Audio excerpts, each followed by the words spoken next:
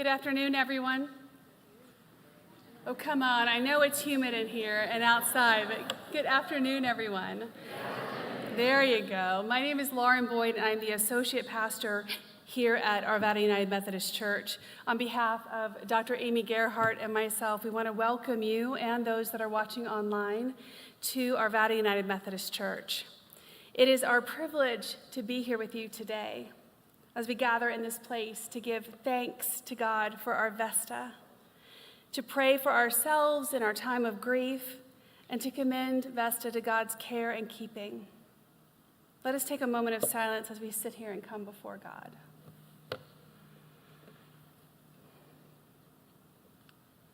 Eternal God, we praise you for the great company of all of those who have finished their course in faith and now rest from their labor. We praise you for those dear to us whom we name in our hearts before you. Especially, Lord, we praise you for Vesta, whom you have graciously received into your presence. To all of these, grant your peace. Let perpetual light shine upon them and help them so to believe where we have not seen, that your presence may lead us through our years and bring us at last with them into the joy of your home, not made with hands, but eternal in the heavens. Through Jesus Christ our Lord. Amen.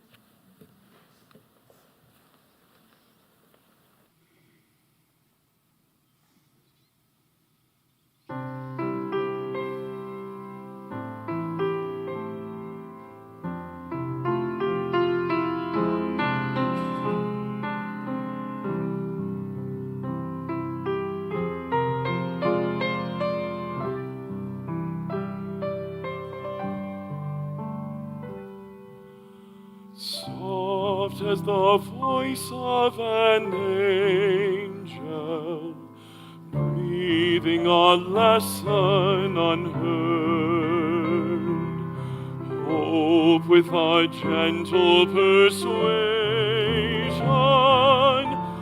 whispering her comforting word. Wait till the darkness is over. Wait till the tempest is done. Hope for the sunshine tomorrow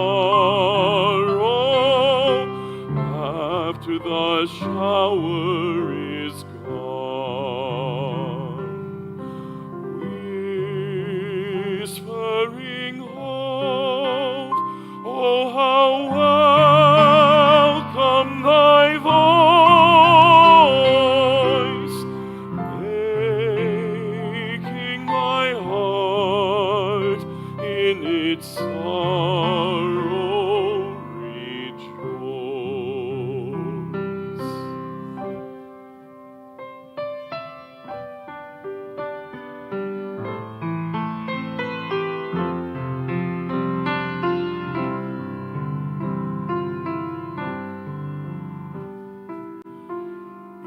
If in the dusk of the twilight dim be the region afar, will not the deepening darkness brighten the glimmering star? Then when the night is upon us, why should the heart sink away? When the dark midnight is over, watch for the breaking of day. Whispering hope, oh how welcome thy voice, making my heart in its sorrow rejoice. Hope as an anchor so steadfast rends the dark veil for the soul. Hither the Master has entered, robbing the grave of its goal. Come then, oh come, glad fruition, come to my sad weary heart. Come then, O blessed hope of glory, never, oh never depart. Whispering hope, oh how welcome thy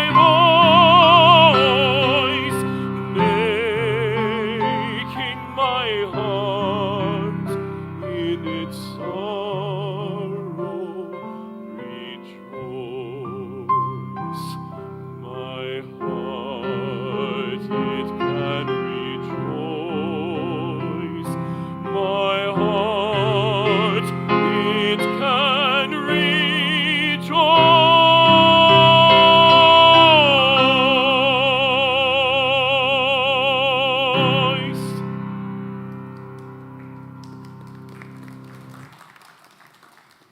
You can clap. He's pretty incredible. Wait for the Lord's Prayer, right? We are so blessed to have Tim Kennedy as our director of worship, that is for sure. And I know that that is a song your mom used to sing to you, is that right? Is that a song your mom used to sing to you? The first song she taught you to play on the piano.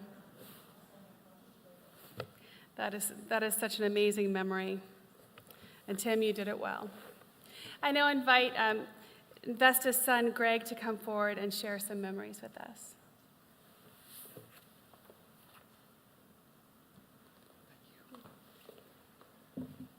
So on behalf of the Miller family, I'd just like to extend my appreciation and thanks for coming here today to share in this celebration with my mom. It's a Saturday, it's a 3-day weekend, I get that, but again, thank you. I'd like to also extend some thanks that I think are due, that are important, and then I'll talk some about my mother. My mom and dad came to Arvada in 1960. They came from Bountiful, Utah. My dad got a job working at the Federal Center with the Bureau of Reclamation and picked a home there in Arvada. We lived on Flower Street, just north of Brooks Drive. I think at that time it was kind of middle of Arvada, definitely middle income, and it was a good neighborhood.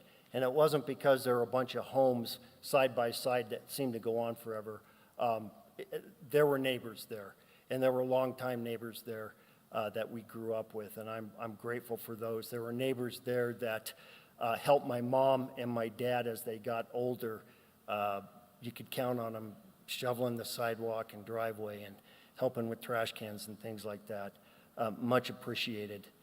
In addition to that, of course, a big part of my mom's life, I guess, or career was her involvement in city politics. And during that journey of her life, of course, she developed a lot of close relationships with the people at the city of Arvada. And I'm talking specifically staff, people in the city manager's office, people in planning and zoning and different divisions like that, that I would say really had her back and helped her and guided her as she made decisions. And I'm grateful for those people. And I know those people are here today too. And then, of course, fellow city councilors that she served with became very special to her, and people that she developed partnerships with, people that had her back when times got rough, and people that she took their back when times got rough. Some of those people are here today and also went on to become mayors in their time. Very grateful and appreciative for that. My mom, she was a trooper. She was a champion. My dad had Alzheimer's for 8 years. And that was a hard thing to watch a man who was a former supervisor, worked in the federal government, knew his way around to deteriorate. like that, deteriorate daily, and that was an 8-year process. I never worried about my dad's care because I knew that my mom was taking care of him, and because of her hard work that she did, we were able to keep him in his home almost to the very end, about a week or so in hospice, I believe. And I'm grateful for the care she did. And where I'm going with that is this. So as my mom started to deteriorate, and she knew that she was deteriorating mentally, physically, she asked us on several different occasions. She said, gee, I hope I get to stay in my own home. I hope I can stay in my own home.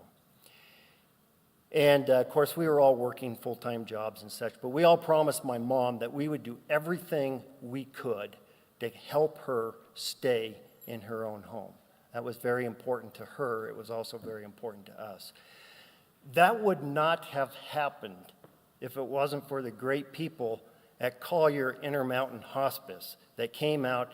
They treated my mom like their mom, and they were there through all of it. And not only the great people at Collier Hospice, but it was a 24/7 job there at the end, taking care of my mom. And she was bedridden and needed help, of course, with everything. And my sisters and my wife, they were there 24/7, doing the hard work. No medals, no certificates of appreciation, just doing the hard work. And I get today, we call a funeral a celebration of life. And if we're going to call it a celebration of life, then I think we should celebrate something here in a minute. And I mean this, and I think my mom would have liked this. But if you're a caretaker, and some of you have been, some of you will be, and maybe some of you are right now, that is a hard job. It's a real hard job, again, with no thanks. So I would like to extend a nice round of applause for my sisters, my wife, and the people at Collier Hospice.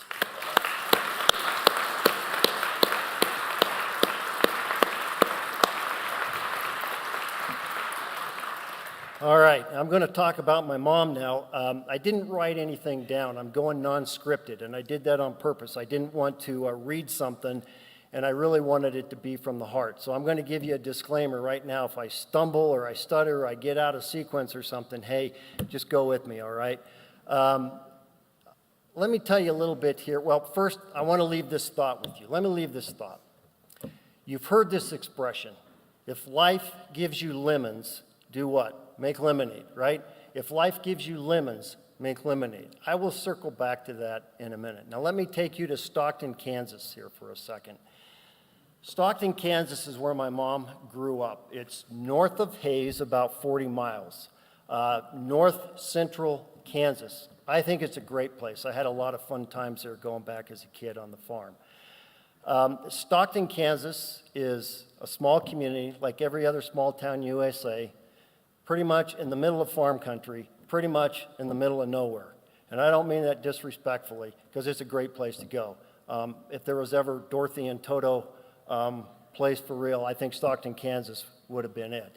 And that's where my mom grew up. And I will take you back to Stockton, Kansas. But before I do that, I want to share a story with you, and this story will get us where I want to go. And it was 1968 or 1969, and I was 8 or 9 years old, so I'm dating myself. It seems like yesterday, but time does go fast. And I'm with my mom, and we're walking through the parking lot down at the shopping center at 58th and Independence down there. King Soopers still down there. When I was growing up, you had a Goodyear, a Hatches, a Walgreens, a King Soopers, a Duck Walls, and an Eakers, and that was like that D-strip shopping center right in there. You had a Kmart on the other side, too. Kmart's gone. King Soopers is still there. Well, being an 8 or 9-year-old kid, I'm taking up the rear, as usual, probably checked out, and my mom's 15 to 20 feet walking ahead of me. And on the pavement in this parking lot, there are a series of pennies, and these pennies obviously were spilled, and they're almost in like this zigzag pattern going through the parking lot. I mean, for me, it was almost like a cone powder. Now, I know some of you can relate to that. My mom walked by those pennies, she looked down, she saw them, and she glanced back at me. I knew what that glance meant. That meant, you will pass these pennies, you will stop, you will pick those up. And I'm thinking in this split second, no can do, Mom. Got another plan going here, got another plan. So she walks past, I go up to the first penny. I'm thinking this will be a good time to do some impromptu kickball practice in the parking lot. So I went up to that first penny and I fired back and I tried to boot that thing across the parking lot and it just did nothing. I went up to the second one, much better, got that one. It happened to go right by my mom, spun around a little bit and stopped. She saw it, landed pretty close to her feet. She came walking back. And I'm lining up on the third one. I'm ready to boot that one. And she says, "You stop that." To which I replied, "Mom, they're only pennies." And she said, "I don't care, it's money." And then I said, "Mom, it takes 2 pennies to buy 1 piece of bubble gum today. That's inflation to an 8-year-old. And so reluctantly, I picked those pennies up and I put them in my pocket. Now you're asking, okay, what does this have to do with my mom? Well, here's where this is going. So later on that night, and this was an unforgettable moment, by the way. So later on that night, done playing outside with all my buddies and all that, and my mom called me in and we had this little chat. And she told me what it was like when she was growing up, when she grew up in Stockton, Kansas, a middle farm town, middle of nowhere. 1930s, you had the Depression, you had the Dust Bowl, and that's life. She told me that they were so poor that poverty had gripped them so much that they were lucky to get an orange in their stocking for Christmas time. Now she has my attention because I don't even like oranges, and I lived with the Sears Wish Book. And I think my sisters can probably tell you that that's true. I had that thing marked and numbered. She went on to tell me that her father was killed when she was 6 years old in a farming accident. And other things she said that it got so cold sometimes at night that the snow or the frost would come in from the window and accumulate on the windowsill inside. They'd have to go to bed wearing mittens and gloves and hats and warm clothes. And if you can believe it or not, they'd warm a brick up or one of those old style irons and they'd put it in the bed to stay warm. And keep in mind, this is the 1930s, they did not have indoor plumbing at that time, so I think that's kind of made things worse. And I have to confess, as a little 8-year-old kid then, I knew what poverty was in the sense that I understood the word and the definition and that we collected things at school for the disadvantaged or homeless, that sort of thing. But to me, poverty was a picture in Time magazine. It was a picture in Life magazine. I had no idea that my mom grew up so poor. My sister Shelley would remind me later that they kind of had a reputation around Stockton for being a very poor family.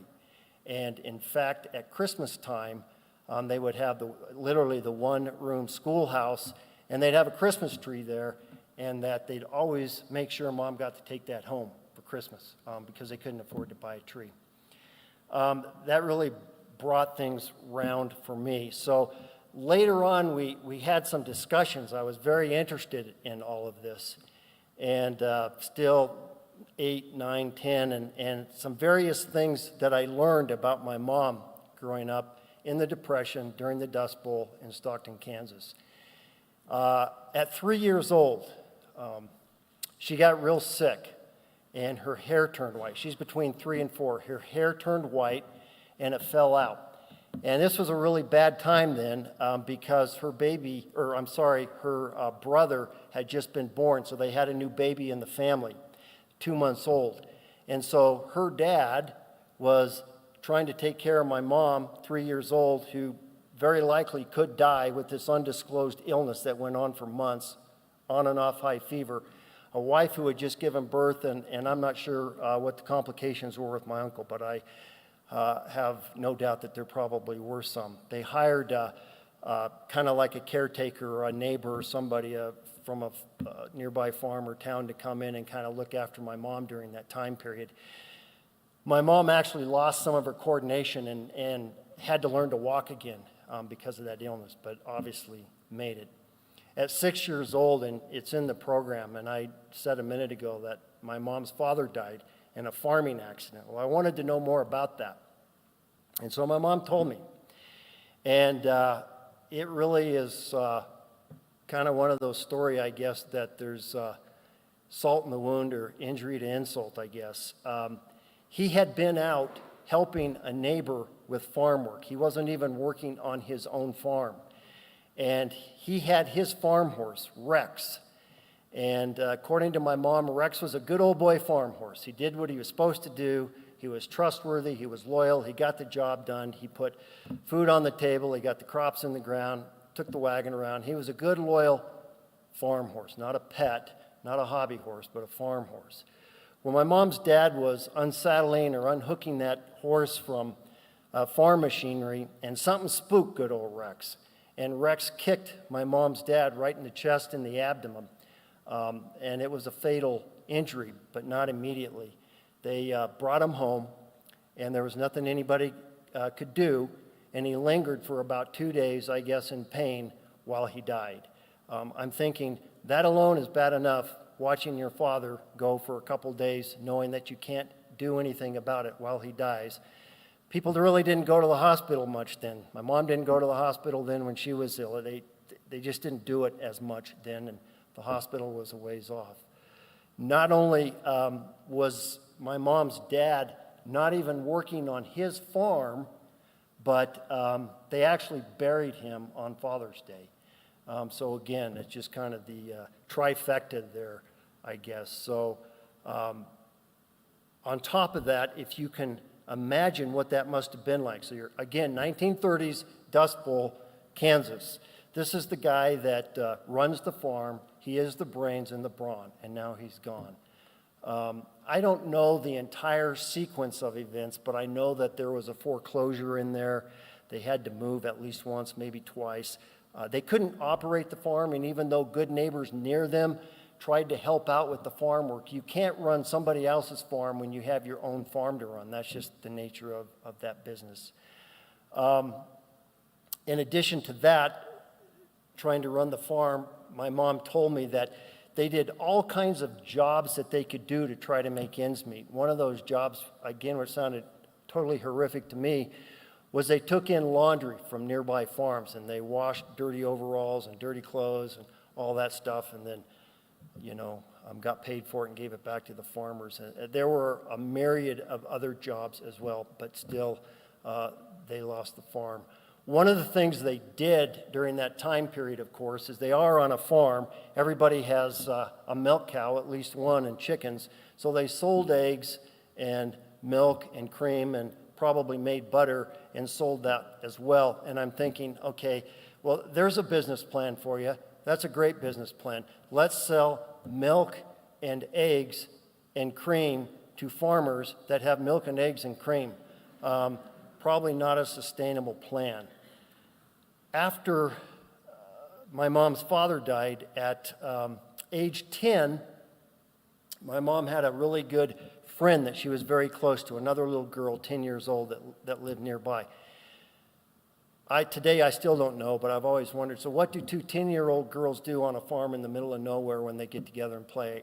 I don't know. It's so different today, but I'm sure that they shared a bond and a friendship. I know they were close. My mom was playing with this girl one day, and the next day she died, just like that. And the cause of that death was undiagnosed diabetes, so we've come a long ways, sidebar, with our medicine today. The last thing I specifically remember about some times on my mom's farm was when she was age 11, and her aunt, and I had a little conversation today with my cousin Harry about that, her aunt, Aunt Nellie, was over visiting the family that day, visiting them on the farm.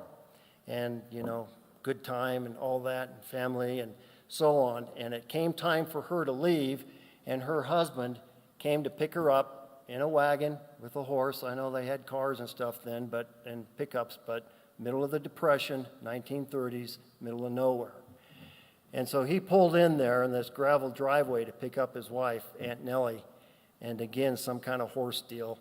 And as she was getting up in the wagon jerked, the horse got spooked, whatever. She fell off. Her leg was badly crushed by the wagon.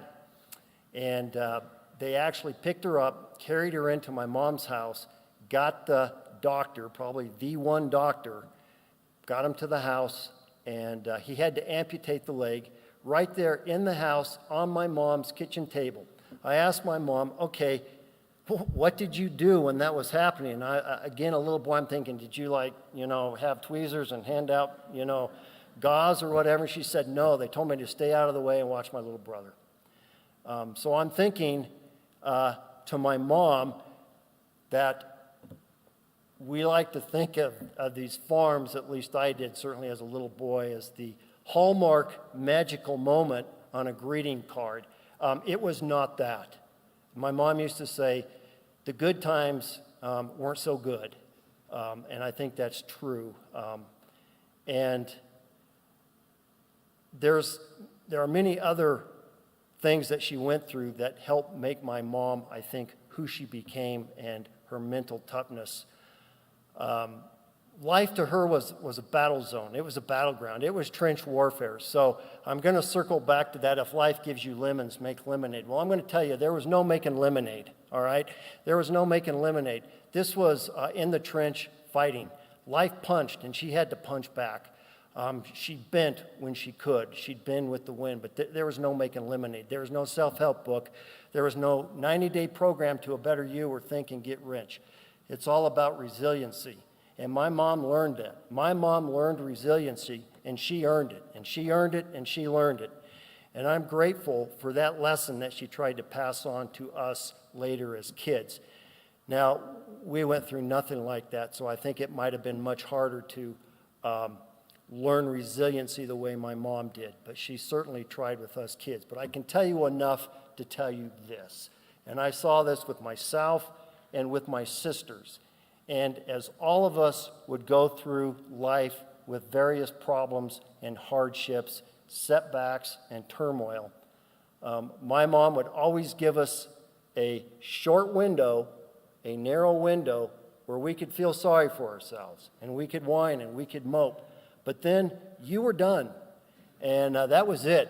And you got back up, and you either tried harder, you tried a new plan, or if it was your fault because of this mess, or your ego got you into a jam, then you better damn well fix it. And that's just the truth.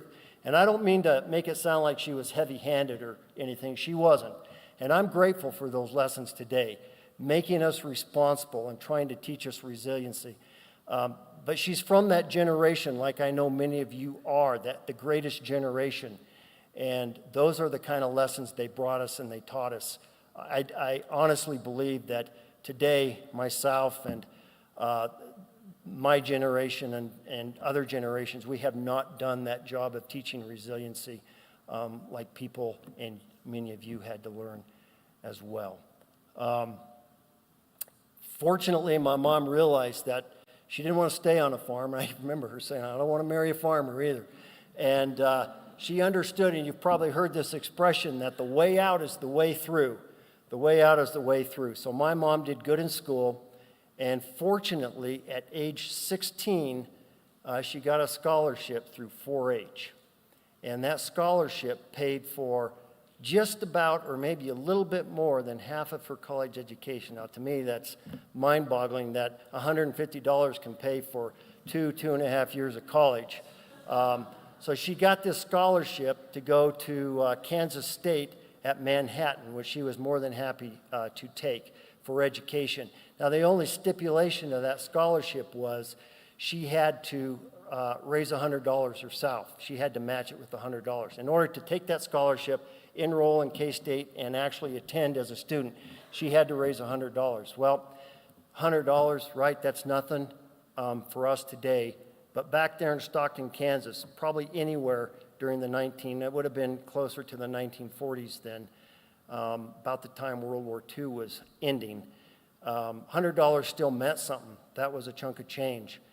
And it probably didn't look promising to my mom. I know that she worked and had various jobs, but there was a lady in town, and I had this discussion with my sisters, and I was reminded of the name, and I'd certainly like to tell her thank you, Mrs. Buckner.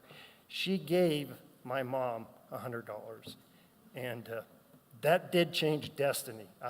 I'm here today to tell you that changed destiny. So, no act of kindness, we hear that I really believe it's too small, because that one act there changed destiny for my mom. So, I'm going to trim it down a little bit as I go on, but she met my dad, Kansas State. He was released from World War II from the 8th Army Air Corps. They met in college. My sisters can tell you more about that. They married, went to Dodge City, ended up in Bountiful, and then ended up in Arvada, 1960s. And then it was, and some of you have more knowledge about this even than I do, but roughly about the 1970s, I'm going to bring you now from Stockton, Kansas to Arvada, Colorado, and we're going to see the beginning of my mom's political career. So about 1971, 72, somewhere in there, there was a plan, or there was a proposal that Garrison Street, and we lived on Flower Street, which was one block over from Garrison, that they would take 2-lane Garrison Street and they'd make it into 4 lanes, 2 lanes north, 2 lanes south. Garrison ran from Oberon to 58th. I know most of you probably don't know that, but it's not a very big stretch of road. But at that time, there were 2 distinct and separate shopping centers down there, the Arvada Square, the Arvada Plaza. Walmart is there now. The Beer Garden, right, Matthew? Thumbs up. Beer Garden down there at 58th and Independence. And there was no need for four lanes. There was just no need for it. So my mom went around, my dad, got petitions to voice their displeasure. They went out on Garrison Street, counted cars, and so on and so forth. And eventually, and my sister also reminded me in that story that part of that would have involved condemning a whole row of houses on Garrison Street that our backyard backed up into their backyard in order to put this 4-lane road through. And again, my mom would have none of that. And the big thing was, this was the baby boomer period. And that area up in there off of Brooks Drive and Flower and Carr and Cody and all of those streets in there were full of kids, just full of kids. And we'd all walk to school to Fitzmaurice Elementary, and we'd have to cross Garrison Street to get to Fitzmaurice Elementary. My mom simply didn't want a bunch of kids crossing Garrison from a 4-lane road to get to school. It's like ants in the neighborhood, going to school, coming back from school every day during the week. So that was defeated, and that led to her getting involved with like planning commission, zoning commission, and things like that. And by now, quite honestly, I'm like in 9th grade going into high school, and I think I probably started to check out a little bit there too. But I did get a lot indirectly or through osmosis, and my mom spent a lot of time on the phone talking to happy people, mad people, mixed up people. People would come over, they'd have new ideas, new plans, or they were mad, or they were angry, or there was a problem, and she'd give everybody time. She'd talk to everybody. But she wasn't afraid to cut somebody off, too. And I saw her do that on more than one occasion on the phone where she just flat out said, hey, you're going to talk that way, we'll talk later. And she'd hang up on them, and she had no problem doing that. She'd flat out hang up on them. So she got in then to launching more of her political career on city council, and at one point during all that, well, she did. She ran for city council. I think I got out of step there a little bit, but she ran for the at-large position. That was the first council seat she ran for. As far as I know, that was the only type of seat she held, was the at-large position. And she was a complete dark horse. She was out of nowhere. Just as a, homemaker for the most part, who did some substitute teaching, who's trained as an educator, who came out of nowhere. And she got the most votes, as I recall, for that at-large seat, and that allowed her an extra term or a tack onto that term. And then I think she ran again several times, and so on and so forth. Ultimately, she was what they called then Mayor Pro Tem, and then became mayor towards the last part of her political career. During that career, she had some, obviously, turmoil too, but one of the things that happened was right up the street from where I lived, there were a series of buildings that we call cottage schools. And because there were so many kids that went to Fitzmaurice Elementary, they had to put these cottage schools in the neighborhood to handle the overflow, first, second, third graders, kindergartners, because there were so many of them, baby boomers.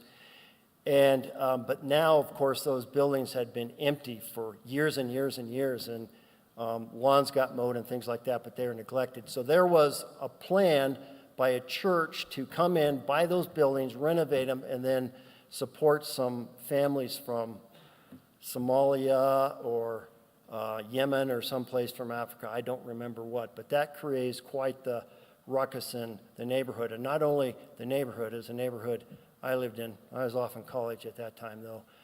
But that started a recall. And another person on council who would also go on to become a mayor got caught up in that recall as well. There were two. And I was talking with that gentleman, Bob Free, who got caught up in that, also became a mayor as well.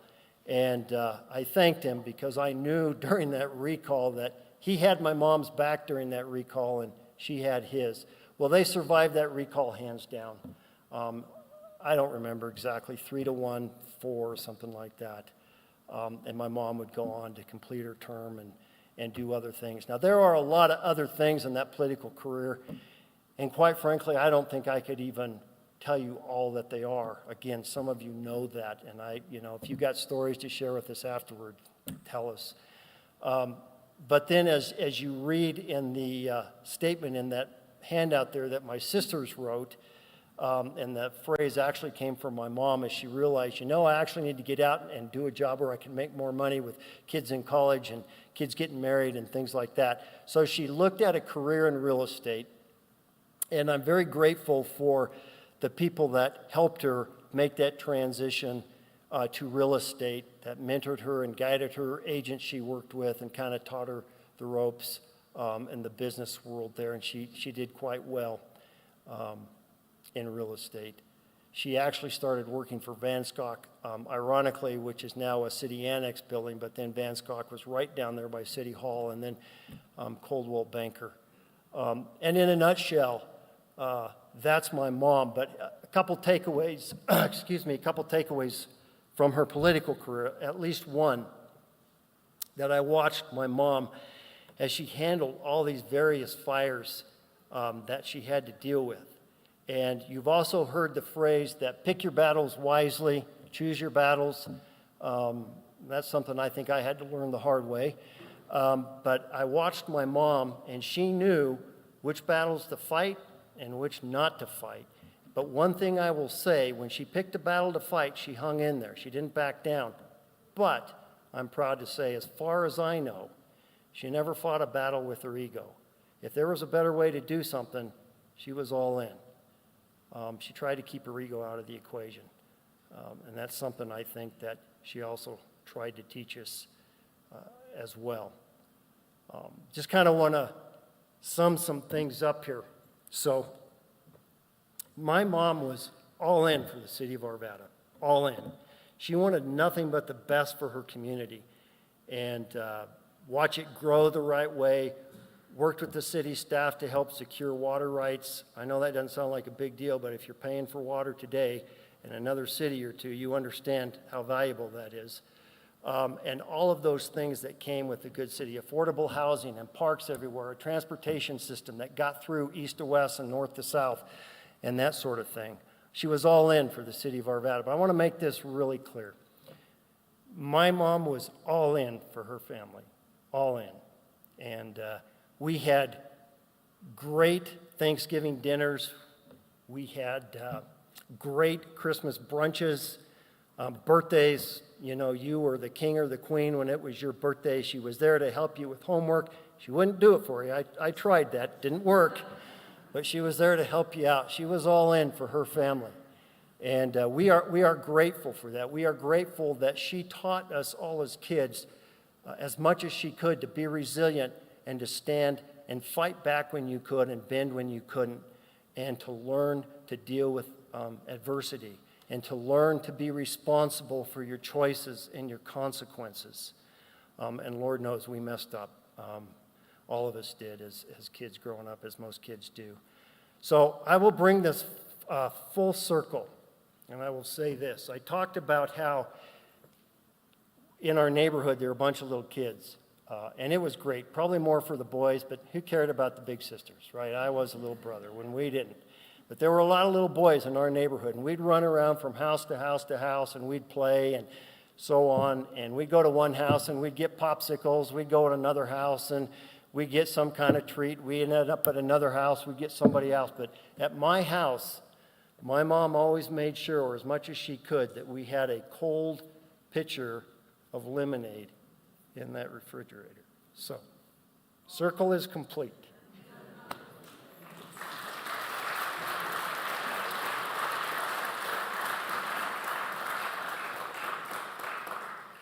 Thank you, Greg. We have an honor today to hear from Mayor Lauren Simpson, who's going to speak as our mayor and as a colleague, a shared spirit with Vesta. Lauren.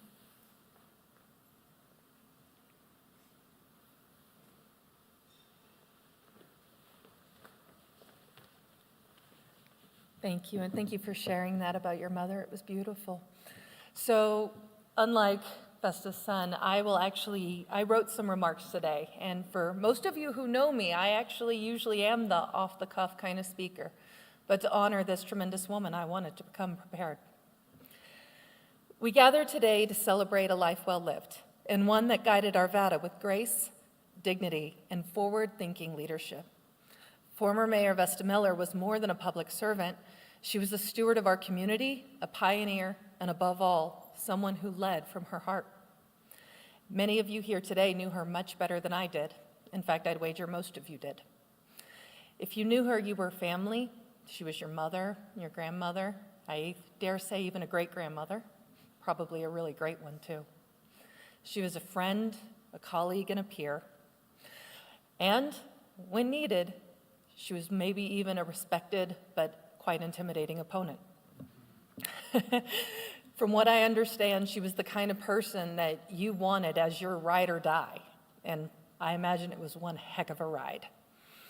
And I'm here to speak about the Vesta that I knew, because I knew her just a little bit, both in person and by reputation.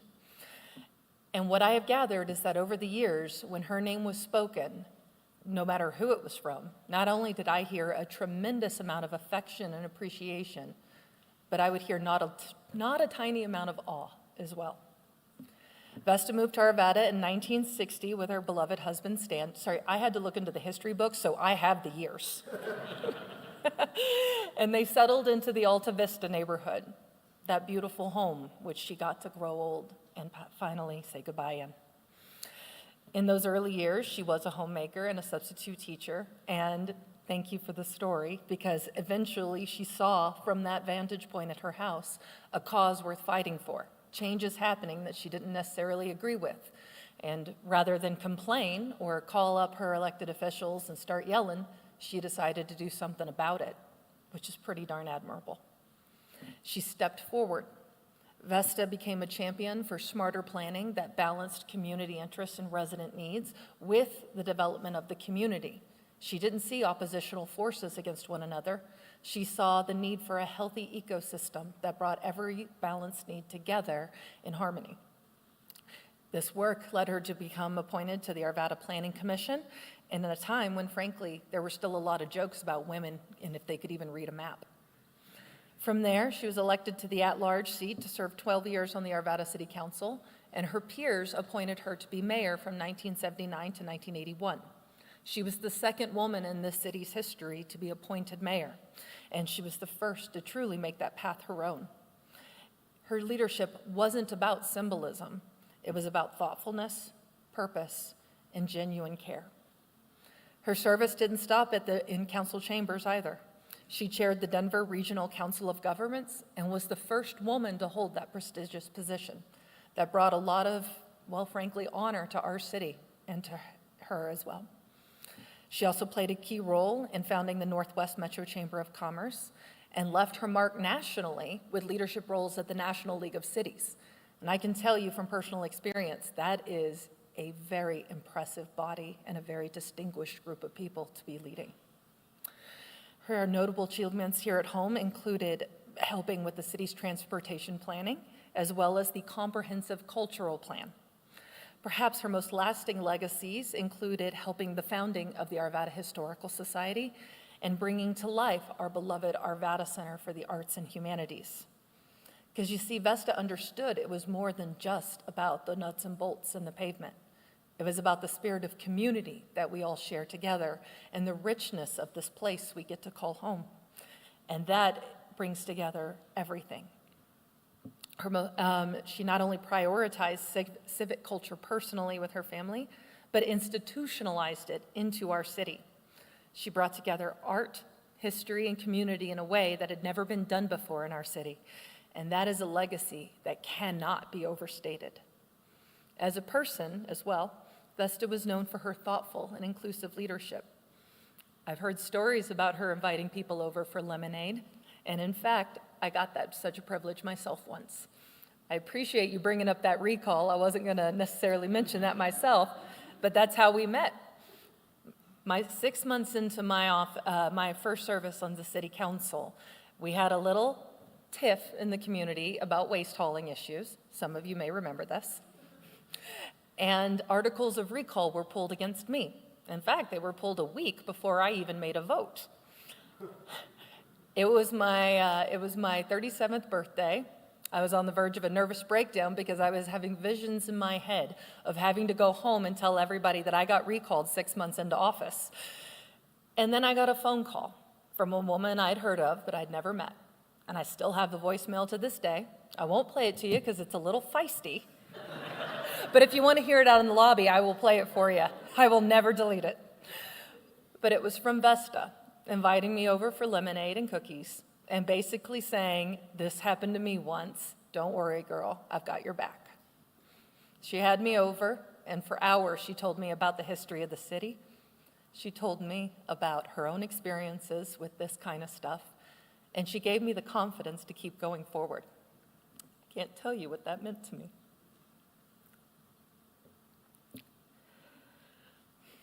You see, that captures the essence of who Vesta was. She was a mentor, a friend, a servant, a mother, and a leader. And I can't read my notes now, so I'm just going to have to go off script. And I cannot tell you the impact that she made in her era. She was an extraordinary woman. And that too cannot be overstated. Because you have to remember the time in which she was raised and the time in which she came about. It's different than today. You know, today I am only the third woman to ever hold the mayorship in this city. Vesta held it before I was ever born. And today, I hear it all the time. We don't talk about gender anymore. It is I, Lauren, who won this seat and had nothing to do with me being a girl. And I tell you what, though, we can only even have that mindset because of people like Vesta. Because when I was born in 1983, I had women like her to look up to. Women who had done it, women who had blazed those trails. And when I was a little girl, it never once crossed my mind that something like this wasn't made for me. Women like Vesta Miller changed that for the world, not just for our city, but for society itself. She was a leader, and most importantly, she was a servant. She was there for her family and her friends, her neighborhood, and her city. I don't know what our city would be today if it hadn't been for Vesta. If, say, that illness when she was 3 years old had taken her out of this world, or if Ms. Buckley hadn't stepped up with that generosity to change that life. Imagine the ripple effect of those events today on this city.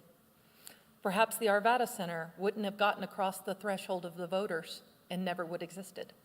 Perhaps the Historical Society would have collapsed under the weight of differing personalities when it was still new. I don't know. Perhaps we wouldn't have, well, I can pretty much guarantee you we wouldn't have as good a transportation system or the arts as embedded into the rich fabric of our city as they are today. I don't know what that Arvada would look like, what that world would look like. But I can tell you what, it is not as good as the Arvada that we have today. So the Arvada we have today was shaped by this woman named Vesta Miller, and we are all better for it. Thank you, Vesta. Your memory will always be a blessing to us.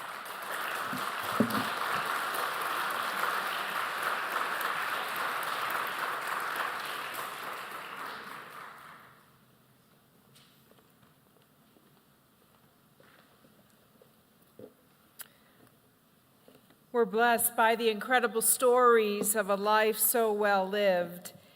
And I know that the blessing will continue as you share with Vesta's family a continued journal of memories and experiences of Vesta that will continue in our fellowship time today and into these months and years to come. It's in the spirit of a strong woman who spoke truth to power, a courageous woman who spoke truth to power and bared witness for others and their welfare that we hear now from this scripture text from the book of Esther, chapter 4, verses 13 through 17. Mordecai told the people to reply to Esther, "Do not think that in a king's palace you will escape any more than all the other Jews. For if you keep silence at such a time as this, relief and deliverance will rise for the Jews from another quarter, but you and your father's family will perish. Who knows? Perhaps you have come to royal dignity for just such a time as this." Then Esther said in reply to Mordecai, "Go, gather all the Jews to be found in Susa, and hold a fast on my behalf, and neither eat nor drink for 3 days, night or day. I and my maids will also fast as you do. After that, I will go to the king, though it is against the law, and if I perish, I perish." Mordecai then went away and did everything as Esther had ordered him. This is the word of God for the people of God. Thanks be to God.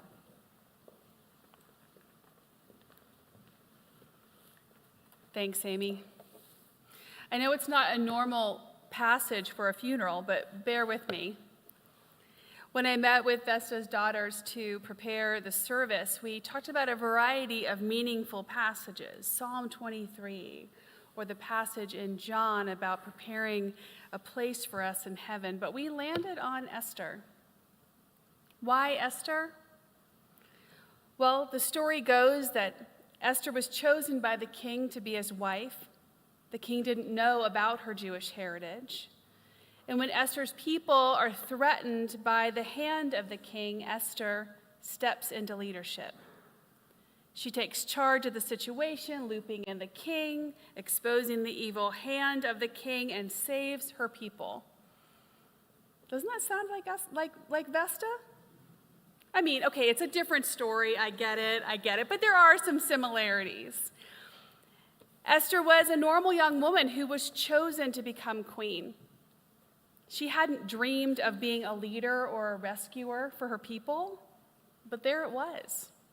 The opportunity and the necessity presented themselves, and Esther stepped up for such a time as this.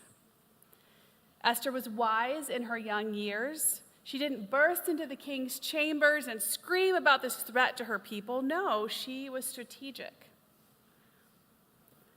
And I don't know about you, but I do see a lot of similarities in our Vesta.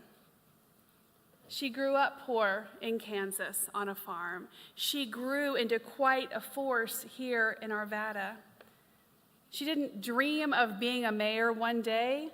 She just didn't want the city to make a neighborhood road into a major thoroughfare. Right there was her for such a time as this.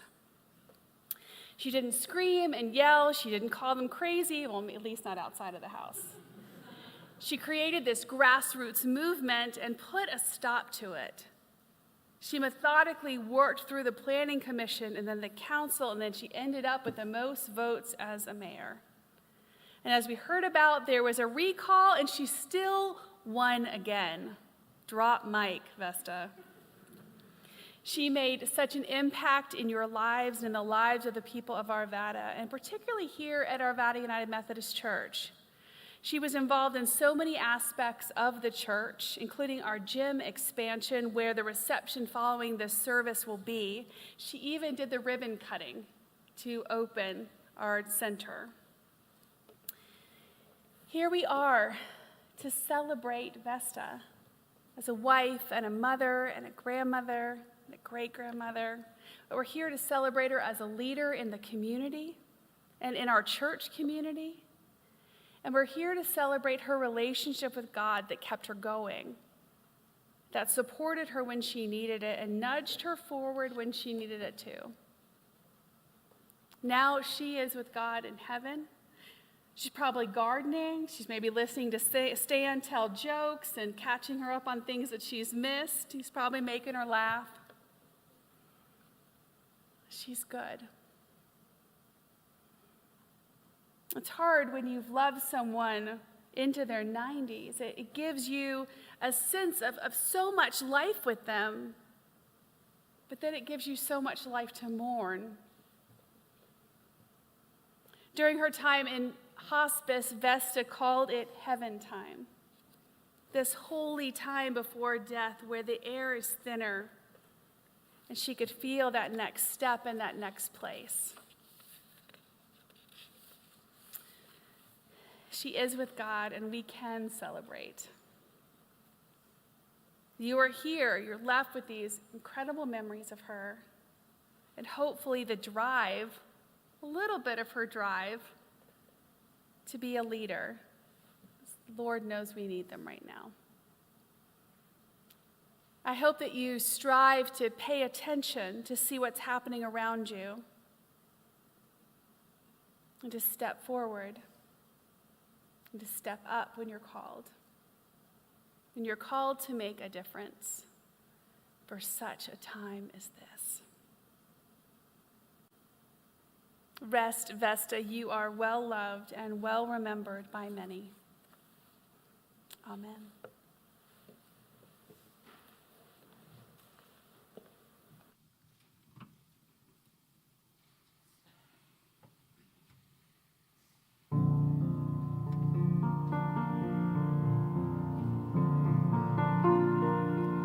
Our Father,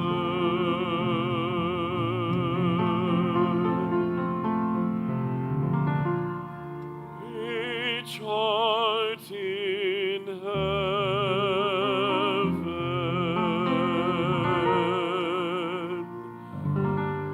hallowed be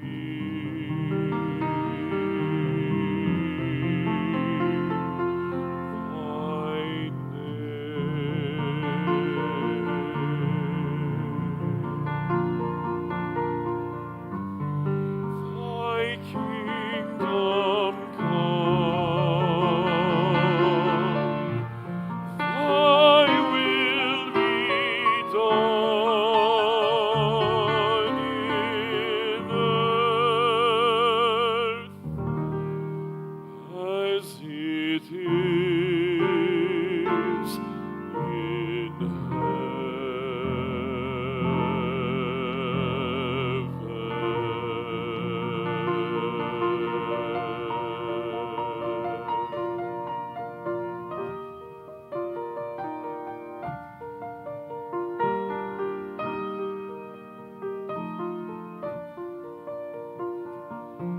Give us this day our daily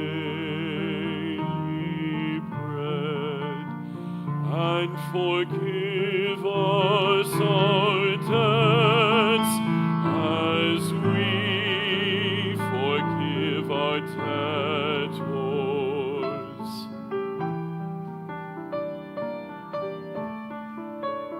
And lead us not into temptation, but deliver us from evil.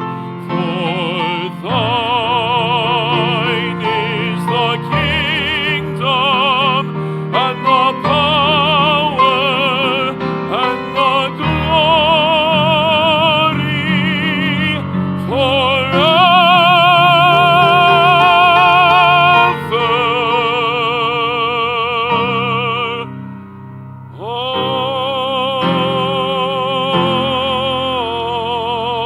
Amen.